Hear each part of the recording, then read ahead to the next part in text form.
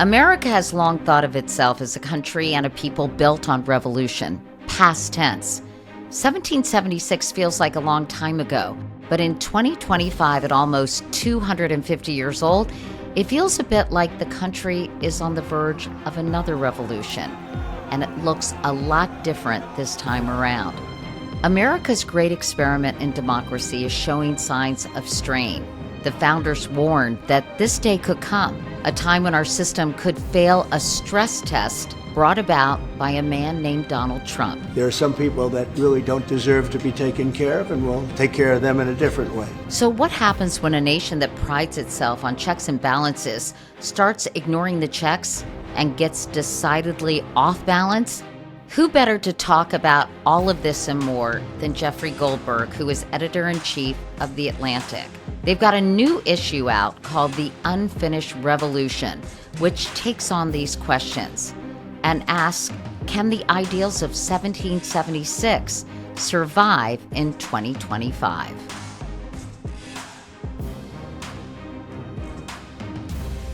Jeff Goldberg, I'm so thrilled to talk to you. First of all, congratulations on this massive, very ambitious issue of The Atlantic, one of my favorite magazines. I don't know, Jeff, if you know, but I am.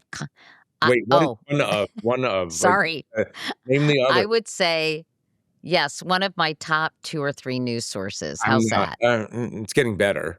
Okay, because I go to The Atlantic for perspective and deep dives, and then I go to other publications or other superficial sources for sort of, immediate news. But I love the context and the writing and honestly, the deep reporting that you all do. So I've said that time and time again. I'm not just sucking up to you, Jeff, because I'm talking to you. I've heard you say it. This is honest.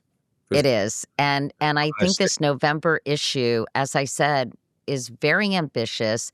I guess the biggest issue yet since The Atlantic was started in what year, Jeff? 1857. And I'm not 100% sure of that, but for the purposes of this podcast, let's just say that it's the biggest issue we've ever done. All right. Okay. And 1857 you are sure of? That I know. Okay. November 1857. So let's talk about this issue. I would love to hear the genesis of this. When you all and the other brainiacs at The Atlantic were sitting around a table talking about tackling something this major and this consequential. Tell me about that conversation. Well, we were sitting around the brainiac table. It's like the Justice League, but it's for nerds. I'm trying to have a serious conversation with you. We actually wear capes and tights at the Brainiac table. It's actually, look, we had to do so. Everybody wants to and has to do something around the 250th anniversary coming up. It's really interesting because I say this just noting observationally that both of us remember 1976 as kids. And I remember, it was after Watergate, but mainly I remember the boats. They had tall ships and there were a lot of fireworks and it was great, right? And we would do something for the 250 anyway. But right now, there are a lot of questions in America that we thought were settled questions, but seem to be very unsettled, right? And so the urgency to do an issue that not just celebrates America or bemoans something or just says, wow, what a long, strange trip it's been, but actually looks at what the founders wanted and where we are right now and what we can learn from the founding of America and the motivation behind the revolution. It seems very, very urgent because obviously and I sure we'll get there, but this is what's on my mind. So I'm just going to articulate it right now.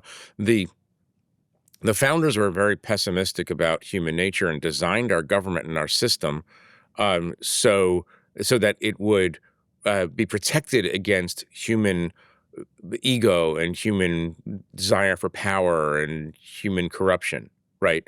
And it's mainly worked, but it's under some real challenge today. And so, obviously we wanted to do something around 250 because we're an American magazine. We love America and we love the American idea. It was actually founded in 1857 as the magazine of the American idea. That's what the founders actually called it.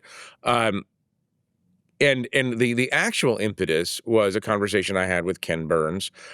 We've done things together before, and obviously, you and your listeners and viewers know who Ken Burns is. Obviously, he's a great documentarian, a great chronicler of the American story.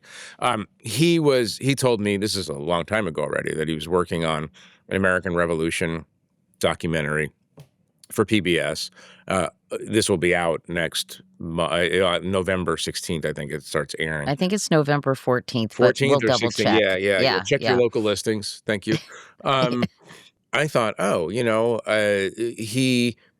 he taps into some of the same historians and scholars that we tap into for subject like this, and I thought, let's just combine efforts a little bit, and we can be in some ways companions to each other. The print magazine with the digital expression, and his 12-hour documentary, which I have seen, and it's magnificent. It's really fascinating, and it reinvigorates it brings the revolution back from mythology into like, oh, it was a real war. I mean, we can talk about that too. I love it. So we thought, let's just do something, time it to the release of of Ken's Ken and Sarah Botstein, and others, their documentary, and that's how it originally came to pass. When we got around the Brainiac table of justice, we asked ourselves a couple of questions. What do we want to know about the actual revolution that we don't understand? I was always interested, and I think everybody is, was King George III actually crazy as a loon, or is there some more complication to that? And it turns out he ended up kind of nuts, but he was a complicated, interesting figure. And Rick Atkinson, the great historian, has a wonderful piece about just the nature of King George and what he wanted, and how he miscalculated in his relationship with the colonies. But it wasn't always just craziness, like the kind that you are familiar with from Hamilton. And so we sat around and asked a lot of questions about the revolution itself and the battles of the revolution, the role of women and Black people and Native Americans and subjects like that. Because one of the interesting subjects here is the way the loyalists, those who were loyal to the king, actually were closer to the abolitionist ideal than the founders, many of whom were slaveholders, as you know. And, there's some fascinating history there about how the loyalists, in exchange for the promise on the part of slaves of enslaved Black Americans to fight on the British side, promising their freedom. And, after the war, everybody, including George Washington, was like, get the slaves back. We're not screwing around with this. So there's dark elements, there's noble elements, there's beautiful ideals expressed, there's falling short of those ideals. And so that's part of it. The second part was, what does the revolution mean to us today? What are the founding ideals and the founding documents mean to us today? And that's a lot of the magazine is that kind of discussion. Well, I'd love to hear about this intersection of the present with the past, because obviously, Jeff, you acknowledge that the American experiment is under extraordinary pressure at the moment. And I'm curious about the very, strange and fascinating timing of looking at this whole American idea and the American experiment at this moment in history right now that we're witnessing. Yeah, well, like I said, it's like, and I'm sure you felt this, there are questions that we thought were settled that just aren't settled. I mean, there are questions about the durability and effectiveness of the separation of powers that I think is really interesting right now. The founders of this country, victorious off the revolution, were obviously most afraid of tyranny, right? Having just freed themselves from a tyrannical king, they were like, how do we prevent another king or a monarchical view of how we should be run? How do we prevent that from happening? And so there's separation of powers. There's an executive branch, a legislative branch, a judicial branch, and those things have worked to check each other's power for 250 years. Obviously, there have been crises. We had a civil war, of course, where everything broke down. But it's more or less worked. And now we're in a moment when, Congress, I mean, this is my view. It's not only my view, but my view, Congress is not fulfilling its constitutional responsibilities to check the power of the executive. The judicial branch is operating independently and has been, in some ways, manipulated by the executive branch. The executive branch is trying to seize as much power as possible. One of the most interesting questions, and again, we could discuss it, at length. One of the interesting questions is that the executive branch is interested in accruing as much power for itself as possible right now, and the legislative branch, or the people who control the legislative branch, are interested in accruing for the executive branch as much power as possible. Doesn't make any sense. Like this system only works. The system that the founders set up only works if everybody is checking each other's power. And so that's one subject that we wanted to try to understand. But going into the 250 issue, the fact that we're 250 years old, it's very obvious to me that there's a split in the way Americans think about how to commemorate and celebrate America. There is a brittle view, a very fragile understanding, and I think you hear this from people in the Trump administration and Trump himself, that you can't criticize America, that we must downplay, even in our museums, right? We must downplay. Right, or national parks or National schools. We must downplay the bad parts because we're perfect and always have been perfect. Now, my theologically based view is that nothing human made is perfect. Put that aside for a second. But it also, it's very, that's what it always strikes me as, like, it's very fragile. Like, if you say anything bad about America, it means you don't like America. The truth of the American, As if America is a snowflake. Well, yes. And by the way, I don't want to say that America is a snowflake, but the people who are arguing this line seem like snowflakes. But the point is this. One of the geniuses of America, of the American system and of the American democratic impulse, is that we examine what we're doing, and when we realize that we're doing something that's wrong, we fix it. Women didn't have the vote, and then they did. There was slavery, and then the North went to war against the South to end slavery, right? And the story of America is the story of the expansion of rights, right? That's a beautiful thing, and a lot of countries can't point to self-criticism is a form of patriotism. I don't agree with, I don't like people who think that America is. I think America has ultimately played a positive and ameliorative role in the world. I think if you just look at the last century, I think the defeat of fascism and communism, global fascism and global communism, was pretty good. That was overall a pretty good record for a century. And so I'm immensely proud of that. I'm also proud as an American of the fact that when we go down wrong pathways, we have the ability as a group of people, as citizens, and we have the mechanisms within our system, including a free press and an independent judiciary. We have the mechanisms to make things better that were bad. And so celebrating that, like not talking about slavery doesn't make slavery go away. Not talking about slavery denies us the opportunity to talk about ways we try to make things better. Of course. And that's the lesson for the rest of the world. I mean, you look at Russia, China, Iran, North Korea. You look at these places and you say those are countries that could really benefit from some openness and independent thought and self-criticism in the American model. And they don't have it. So I think we should be celebrating that. But again, I think right now we're in this really weird moment where there's a whole group of powerful people who think, don't talk about it. Don't say anything about it. And I don't know why. And I guess they are just definitionally snowflakes.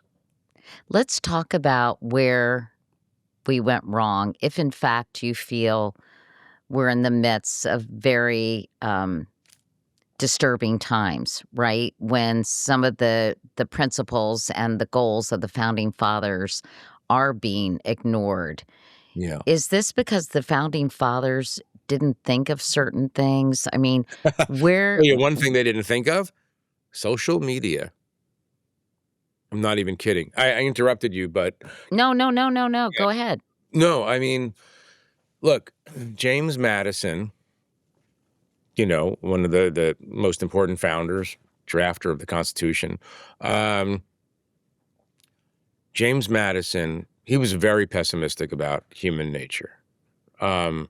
I mean, they all were to some degree. Jefferson believed that virtue, resided in the yeoman farmer, and, the cities were dens of iniquity and corruption. John Adams was pretty acerbic. George Washington, I'd love to talk about George Washington in a second because, I mean, he did the most amazing thing, especially given what we have now in the White House. He did the most amazing thing a president has ever done. I'll get to And I know what that is. Yeah, yeah.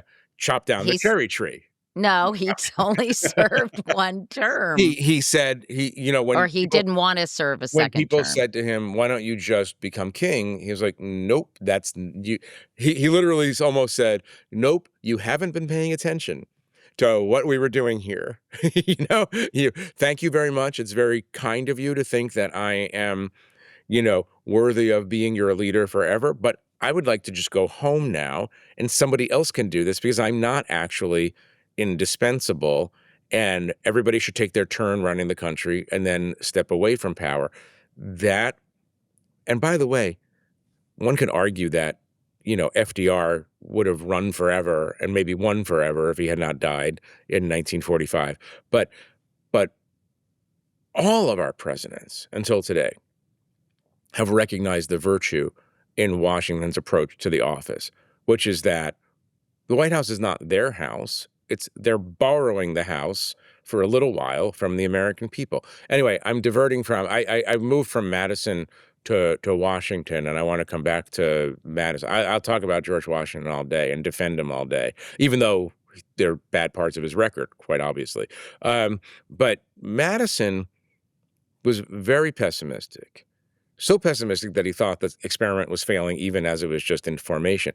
And one of the reasons he was pessimistic about the ability of human beings to wisely, coolly, and reasonably govern themselves. Not Americans, just all humans by our nature.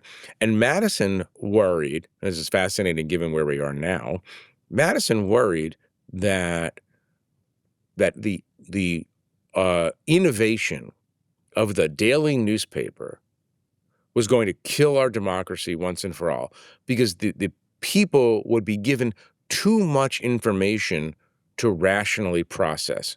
In other words, the daily delivery of new information, once a day delivery of new information, was too much cognitively for humans to absorb, right?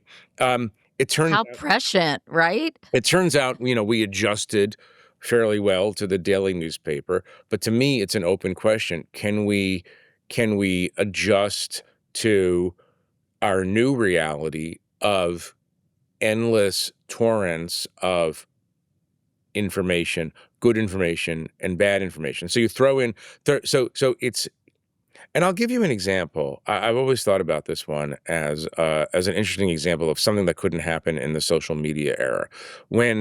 And this is from, relatively recent times, when Richard Nixon had the idea that, oh, you know what, maybe we should have relations with communist China. He sent Henry Kissinger to Pakistan on a secret mission to meet with high Chinese officials, and Pakistan was going to host it discreetly. Henry Kissinger disappeared, I don't know the exact number of days, 7, 8, 9 days. And he flew off secretly to Pakistan, and he and the Chinese came to an agreement that allowed for the opening, for Richard Nixon's historic visit to China that opened up the relationship. The State Department lied about Henry Kissinger. They said he had a cold and he was off, resting, or he had the flu or something. That ain't going to happen today.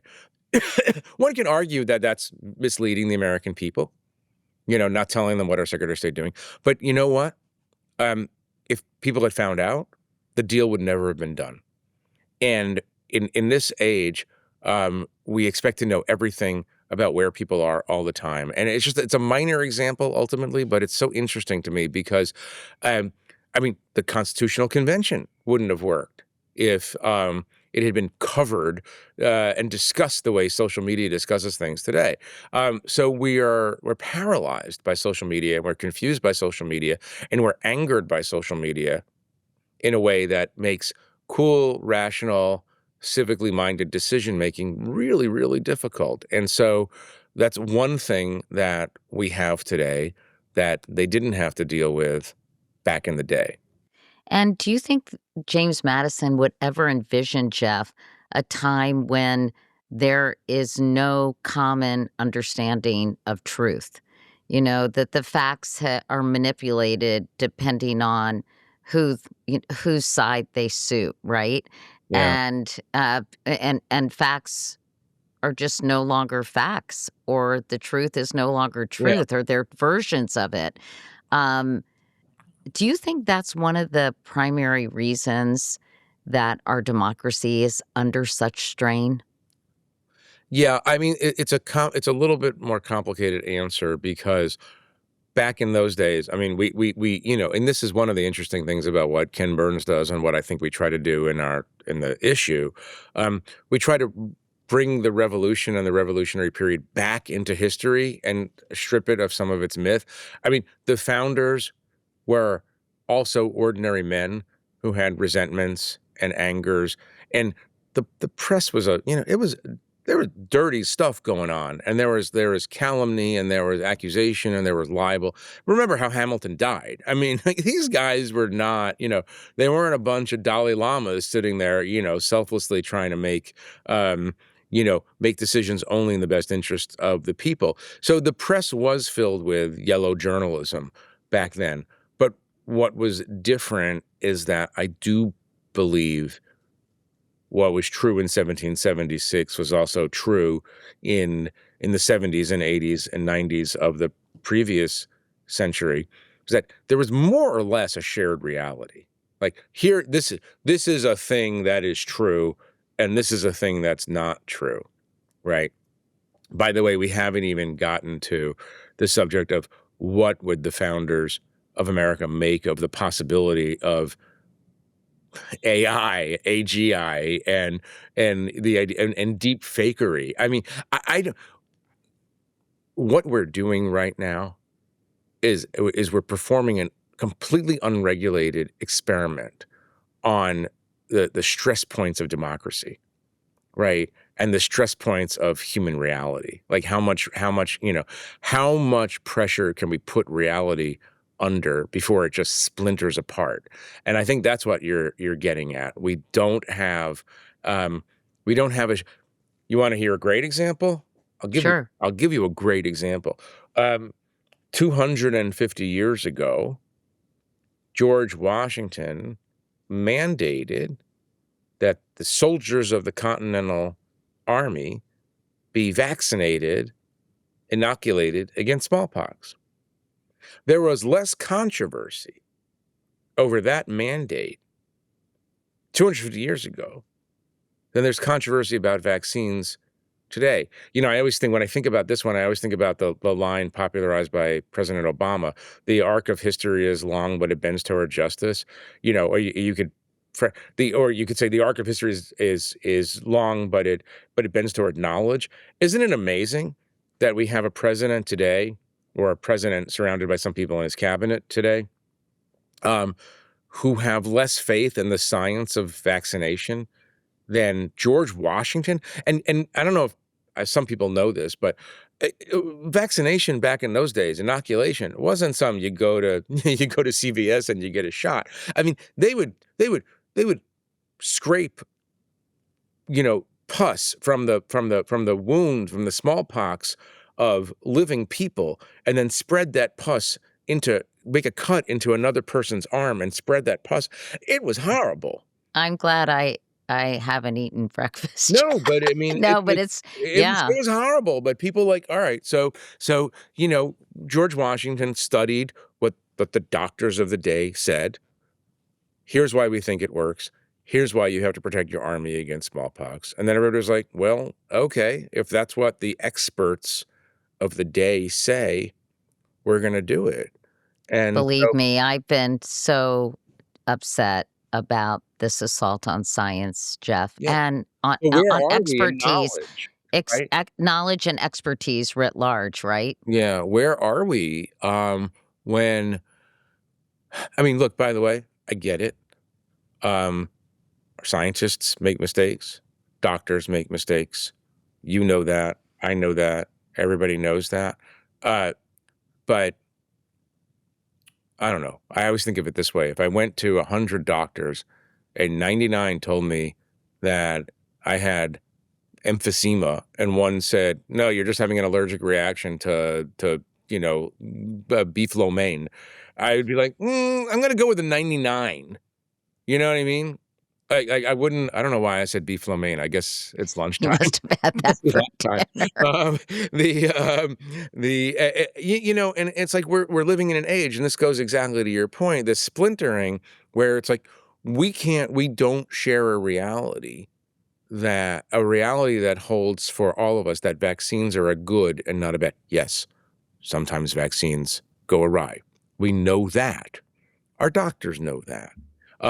But overall, vaccination, inoculation has saved millions and millions, hundreds of millions of lives. And so why is this now? Why are we doing this?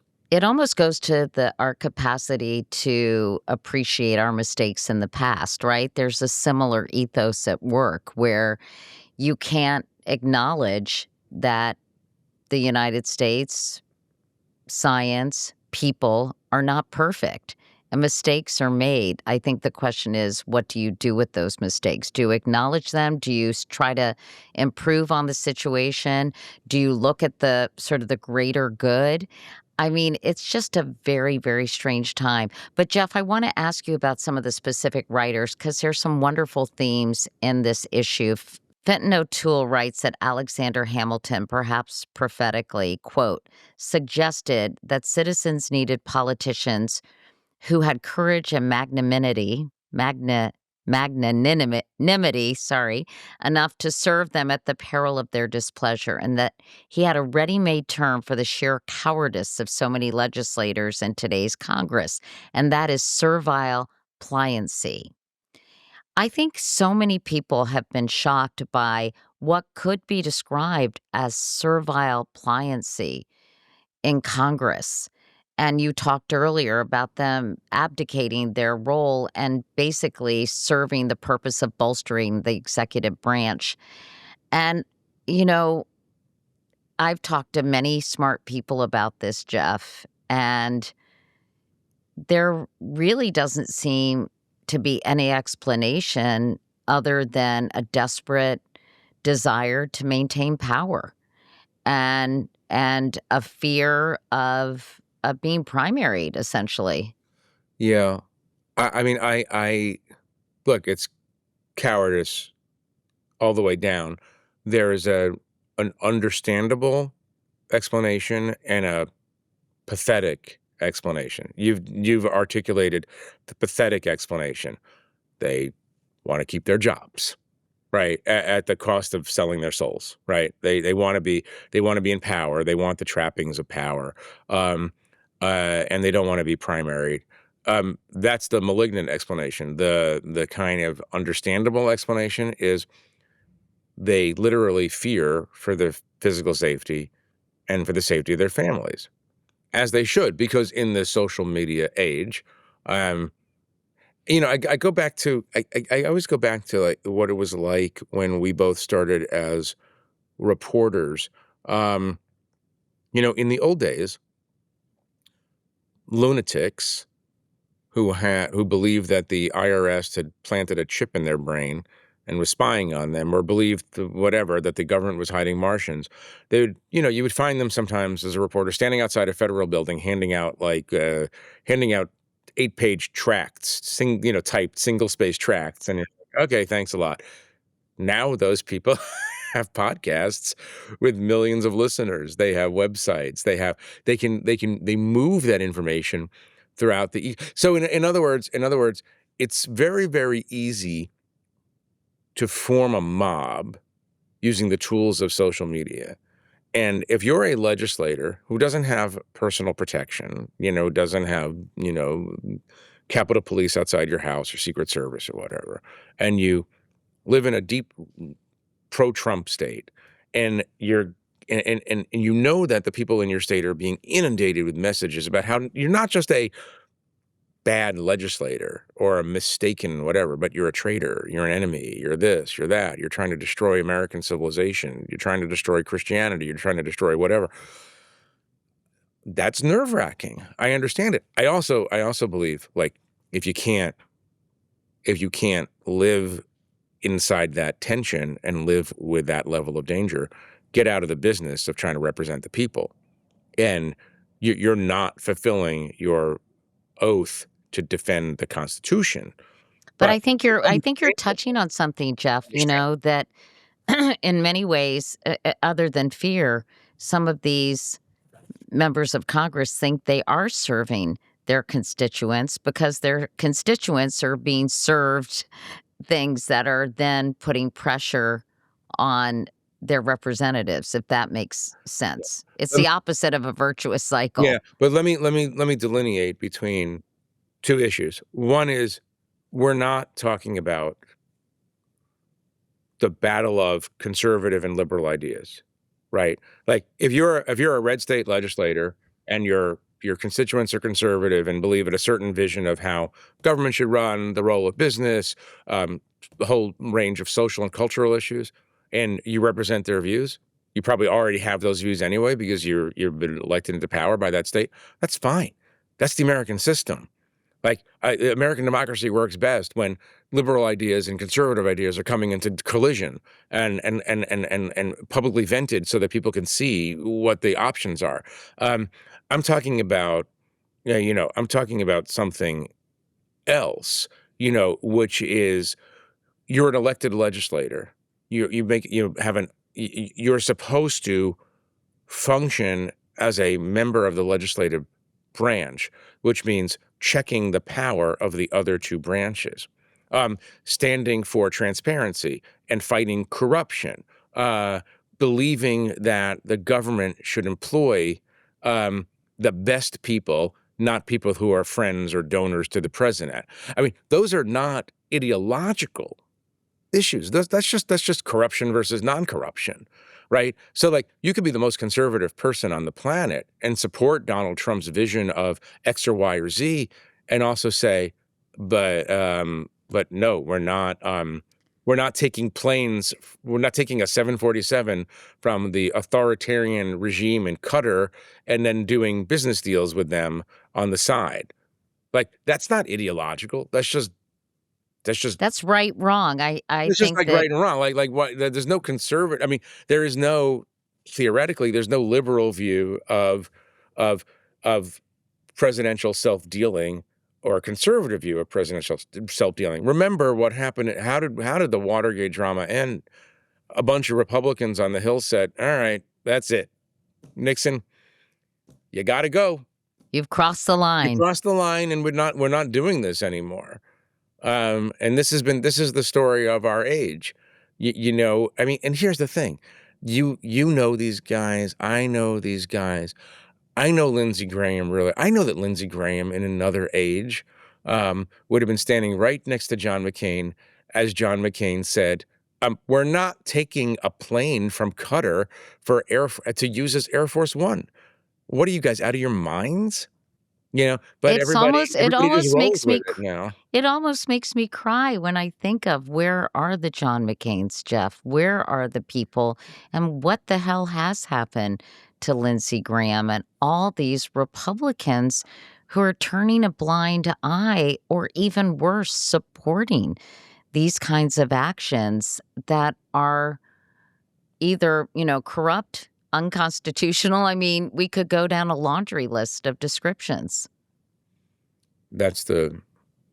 Look, I find it as depressing as you do. I mean, sometimes maybe I over personalize it and think, oh, if John McCain were alive today, he would be John McCain, and he would still be John McCain in the Senate calling this out. I believe very few people are born leaders. I don't know. Again, fear, self-interest, and a lot of people, and this is true on the Democrats, among liberals, a lot of people are like, yeah, I don't like the guy. I don't like what he does on X and Y and Z, but on this issue that's important to me, he's with me. So I'm going to make that deal. But again, like I said, it's not about ideology. It's about character, personal behavior. Look, one of the things that, and this goes back to the core of what the founders believed, it's like if you're going to have a democracy, you're going to have to exercise, everyone is going to have to exercise self-restraint. Just because you can do something doesn't mean you should do it. Just because you can say something doesn't mean you should say it. Being mature and having self-restraint is part and parcel of how you function in a healthy democracy. And I don't know. And your question to me is actually the key question, because none of what we are seeing would be happening. Look, none of what we're seeing would be happening if 7 Republican senators after January 6th said, you know what? I'm going to vote to convict Trump on impeachment charges, on the charges brought for him in the second impeachment, because he fomented an armed insurrection against the conduct of a free and fair election. All he needed. And then he would have been almost axiomatically banned from running for office. So like the whole republic, when we look back, who knows, 10, 20, 30 years from now, we might go and say, if Mitch McConnell and Rob Portman and a handful of others had just actually lived their ideals or their stated ideals, we wouldn't have seen all the things that we're seeing this year so far: the dismantling of our Justice Department, the dismantling of our foreign aid and information programs, the dismantling of the FBI. I don't have to give you the laundry list. I don't know. I don't know how to explain it other than to say that human beings are flawed creatures. Before we go, Jeff, I wanted to ask you, you have so many brilliant writers at The Atlantic. You want me to David name the most Brooks. brilliant one? No, Because I'm not. but, Who's your David favorite Brooks.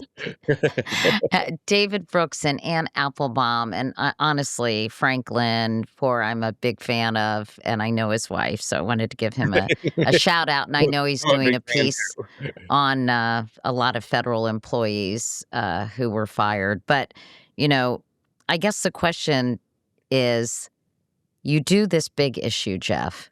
You have some of the smartest people I know or I read writing about these various issues. You finished this magazine. Are you optimistic about the future? Do you feel that the things we fought for in the Revolutionary War, the ideals put forth by the Founding Fathers and adjusted throughout history to meet the times we've been in at any given moment, do you feel hopeful? I don't feel hopeful. I wouldn't put myself in the unhopeful category either. I think what I honestly think is that we don't know how AI is going to reshape our collective and individual understanding of reality. I don't know if democracy can take the pressure that's about to come down on it when the feeds that our fellow citizens are receiving are filled with highly produced, highly credible seeming fakery. I don't know how we're going to live in 24-hour-a-day chaos and not just have the capacity and space to make good decisions. I don't know how we're going to get the information that's going to lead us to good decisions. So that's what right now, and you add that to like sort of the social media maelstrom, that's what I worry about. And I guess, I'm sounding more negative than positive, I guess, because that's the way I actually feel. But like we just talked about, people like Rob Portman, accomplished senator from Ohio, former head of the OMB. Talked about Mitch McConnell. Talk about all these guys. They were supposed to be the best of us, right? These are our representatives. These are the people that the people of their states chose to represent them in the halls of the Capitol. And they abdicated their responsibility out of fear, cowardice, I don't know what. So that's what our leaders were like. So I don't know what the people, I don't know how the people will react to the splintering reality they're seeing. So I wish I could be hopeful about it. And look, we also have a mass literacy crisis. I don't mean literacy in the classic, sense of a grown-up reading at a third grade level or a second grade level. I mean people who don't know what's in the Declaration of Independence or don't know what's in the Constitution. The death of civics, the death of and here, let me get very patriotic. An educated You can't have electorate. a democracy without an educated electorate. And let me get very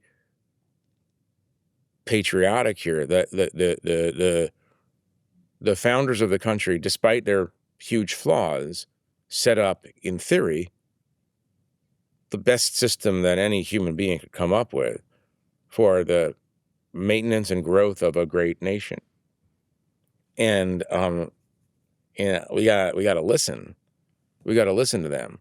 On the left, people want to throw them all out because they're dead white males. On the right, people want to say that they were perfect human beings. Let's not talk about their flaws. And let's, in lieu of actually taking what they say in their most complicated expression, let's just have a big parade and get mad at people who don't want to join the parade. That's where we are right now. I hope. I mean, the American people have been through much worse, obviously. I'm sure in 1857, when the Atlantic was founded, people weren't sitting around going, yeah, things are going pretty good, huh? We had a really crappy president in 1857, one of the worst. And the South was ready to depart. And Lincoln was an inexperienced yokel who was coming into power. So it was much, I mean, it's kind of a cop-out to say, we've been through much worse, but we've been through much worse. So I just think about the technological overlay as the thing that might push us over the edge. I hope that this magazine, this edition, this examination of our values and how we got here and how they withheld or how they withstood not only the test of time, but so many challenges over the last 250 years will perhaps, invigorate people and make them think and talk about where we are, Jeff, because like you, I am deeply, deeply concerned. And, I'm kind of a glass half full person. I think people are basically good. As my late husband used to say, I'm hardwired for happiness and positivity. But I am really worried, honestly. I'm really worried. And I don't know. I hope we find a way out because I love this country too. We've gotten out of worse. That's all I can say is we've gotten out of worse situations. So I mean that's not a very hopeful statement, but it's resilience and look, what's the there's the many different versions of this joke is that Americans will do the right thing after they do all the wrong things, and we'll make various mistakes and then we'll figure out the right path. We go up, we go down, we muddle through. And but yeah, I do think that a prerequisite is to and it doesn't have to be reading the Atlantic. I mean, it should be, but it doesn't have to be reading the Atlantic or listening to Next Question or listening to one of the 2 or 3 greatest podcasts ever made. I'm not going to give you best because you wouldn't give me best. Or watching Ken Burns' documentary, which is great. But everybody has to go meet the moment of actually being a citizen and asking, I mean, this is why this is not to go back on this, but it's like the very minimum people should demand is that the government should hire the best people for the job, not people who are friends of the president. That's And simple. people who very simply, Jeff, do the right thing. I will give you the last word because that was perfect. Jeff, thank you so much. It's great to talk to you. Great to talk to you. What a fan I am. And yeah, let's do it again soon. There's so Do it. much we didn't get to. SignalGate. I wanted to ask you about Pete Remember that? Hegseth and the Quantico gathering and what's happening with the military. I mean, maybe we should do it over a martini. Yeah, or a martini while we're taping. Yeah. I would be in. That can go in some interesting direction. Anyway, thank you, Jeff. All right, we'll talk soon. Great to see you. Appreciate your time. Okay.